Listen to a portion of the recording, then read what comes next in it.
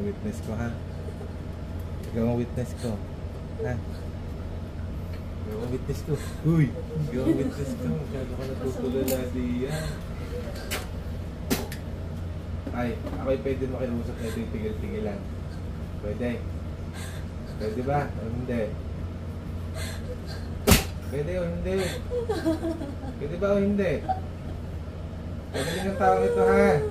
Gagaling itong pasyente ko, ha? Gagaling itong pasyente ko, ha? Sagot! Oo lang ang kailangan itong sagot. Oo lang. Gagaling ito. Sagot! Sagot! Ubus na. Ubus na ba? Ubus na ba? Ubus na. Ha? Señor San Miguel Arcangel po nang ilaran lang mga anghel ng Diyos sa kalangitan. Sige po bisa ng espada.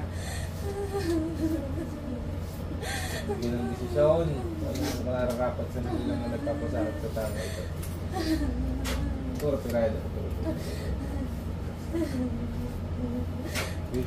Ubus na. Babago hindi. Babago hindi. Babago, ha?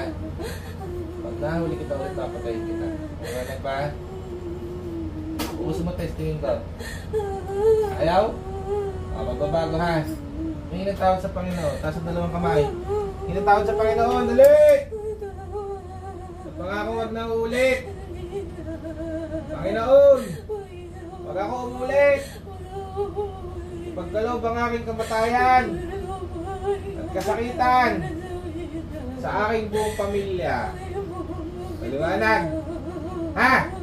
Maliwanag ba? Huwag na ulit, ha? Ha? Sagot. Huwag na ulit, ha?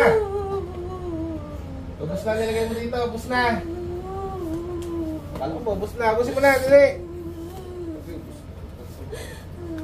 Dali. Ubusin. Dali.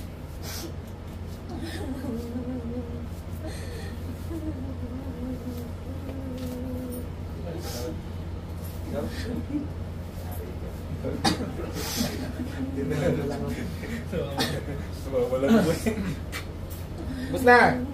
Ubus na. Magaling na ito. Ubus na ba? Magaling na ito. Sagot. Sigurado, ha? Ayaw ko magsinungaling. Magaling na ito. Sigurado, ha? Aw. Bababaon lang ako sa'yo. Ayas.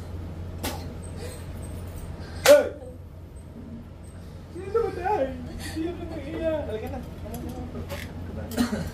Tapos ko na.